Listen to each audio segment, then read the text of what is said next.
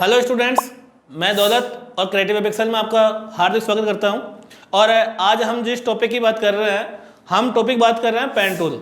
और pen tool के अंदर हमने पहले देखा था कि पाथ, हम पेन टूल को कैसे यूज करें, और उसी के अंदर हम पाथ सिलेक्शन को देखा था कि पाथ सिलेक्शन में एंकर पॉइंट क्या होता है, कर्व पॉइंट क्या होता है, इस तरह से इनकी शॉर्टकट कीज क्या है।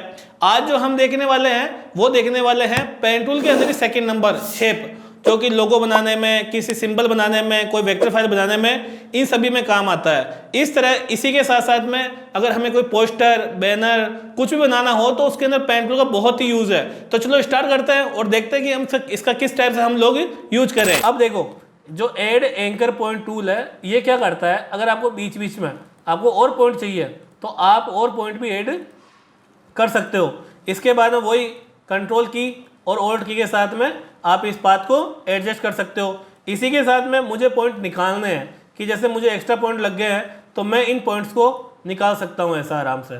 ठीक है, तो ये पॉइंट को एक तो ऐड करने में काम आता है, एक इसको पॉइंट्स को रिमूव करने में काम आता है। बाकी शॉर्टकट की भी वही है, ऑल्ट और कंट्रोल, ये दोनों की के साथ में आप इसके अंदर कोई भी शेप को कवर कर सकते हो।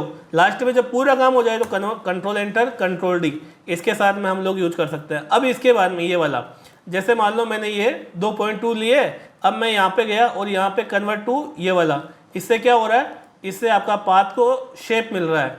जो भी आप पाथ को शेप देना चाहे वो आप जो पहले हम लोग ओल्ड की के साथ में यूज कर रहे हैं, तो अगर मुझे मान लो ओल्ड की यूज नहीं करनी है, मुझे मैनुअल की यूज करनी है, तो मैनुअल की के साथ में मैं इसको यूज करूँ, कन्वर्ट टू पॉइंट टूल के साथ में इसको मैं यूज कर सकता हूँ। ठीक है, तो ये आपको समझ में आ गया होगा कि इसके जो सब टूल है वो किस किस तरह से काम आते हैं। अब हम लोग क्या देखेंगे, हम लोग जैसे मान लो ये एक मेरे सामने कार्टून है और ये कार्टून मैं शेप से कवर करूँगा। देखो शेप और पाथ में क्या डिफरेंस होता है। हम डिज़ाइनिंग के अंदर कोई भी डिज़ाइन कवर करते हैं तो दो टाइप के कंसेप्ट चलते हैं, एक रास्टर बेस और एक वेक्टर बेस। तो रास्टर बेस क्या होता है, रास्टर बेस वो होता है कि एक लिमिट के बाद में वो इमेज, वो फाइल फटना स्टार्ट हो जाती है। जैसे मान लो अभी ये मेरा रास्टर बेस है, देखो ये जो मेरा हमने जो इसका यूज किया है, ये मेरा रास्टर बेस है। हमने इसको छोटा किया और जैसे हम इसको बड़ा करेंगे तो देखो ये स्ट्रेच होना स्टार्ट हो गया।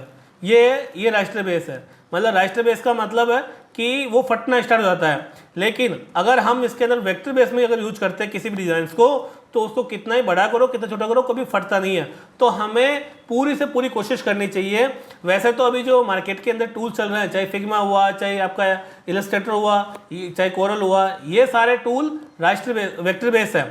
ठीक है, इसमें वेक्टर में ज़्यादा काम होता है, लेकिन फोटोशॉप एक ऐसा टूल है जिसमें रास्टर और वेक्टर दोनों में काम होता है। तो हम जो अभी देख रहे हैं ये वेक्टर बेस के लिए देख रहे हैं। तो हमने क्या, पेन टूल लिया और यहाँ से हमें शेप लेना है। शेप लेने के बाद में हमें इसको जूम करना है। जूम किससे करना है, कंट्रोल प्लस से। अब देखो हमने यहाँ से ये लिया और अब हम लोग इसको इस तरह से डिज़ाइन, ये आउटलाइन के ऊपर चलाएंगे इसको। देखो ये किस काम में आता है, ये कोई कार्टून डिज़ाइन करना हो, लोगो बनाना हो, या कोई शेप बनाना हो, या कोई सिंबल बनाना हो, उन सभी के अंदर इस पेन टूल का बहुत इंपॉर्टेंट यूज है। अब देखो आप आराम से इसको, हमने पहले अगर इस पर अगर आपने पहले वाले क्लास के ऊपर प्रैक्टिस की होगी तो ये आपको बहुत ईजी लगेगा। अगर प्रैक्टिस नहीं की होगी तो आपको समझ में हो सकता है नहीं आए। तो हमें इसको समझने के लिए क्या करना है, इसको समझने के लिए हमें पहले वाले जो क्लास है उसका प्रैक्टिस करना है अच्छे तरीके से। ठीक है, पेन टूल एक ऐसा टूल है जो कम से कम भी 2 दिन में जाके समझ में आता है। अब देखो हम वही जो पहले का यूज कर रहे हैं, हम वही शॉर्टकट की यूज कर रहे हैं और ऑल्ट और कंट्रोल के साथ में।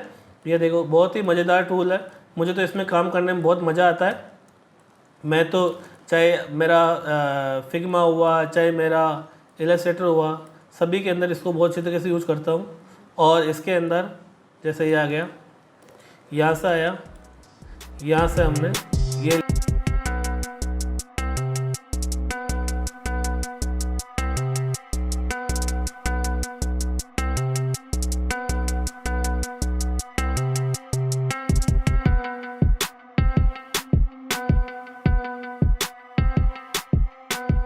अब देखो मैंने ये पूरा सिलेक्शन बना दिया। अब अगर इसमें कलर वगैरह चेंज करने हो मुझे, तो मुझे क्या करना है, ये छोटा सा एक शेप टूल के बगल में इस लेयर बॉक्स के अंदर आ रहा है, इस पर हम डबल क्लिक करेंगे और यहाँ से हमने ये ले लिया, जो मैंने ओपेसिटी कम किया उसको हमने पूरा कर दिया। अब देखो, ये देखो, अब ये मेरा वेक्टर बेस है। इसको मैं कितना ही छोटा करूँगा, चाहे मैं कितना इसको बड़ा करूँगा, ये कभी भी नहीं फटेगा, ये बिल्कुल साफ़ है। ठीक है, इसमें कलर वगैरह चेंज करना है वो भी आसानी से हो जाएंगे। यहाँ से हम क्या करेंगे, यहाँ पे गए और जो भी कलर लेना है वो कलर आप इसमें चेंज कर सकते हो। तो देखो, ये आपको बहुत अच्छा लगा होगा कि किस तरह से हमने इसको वेक्टर में कन्वर्ट कर दिया।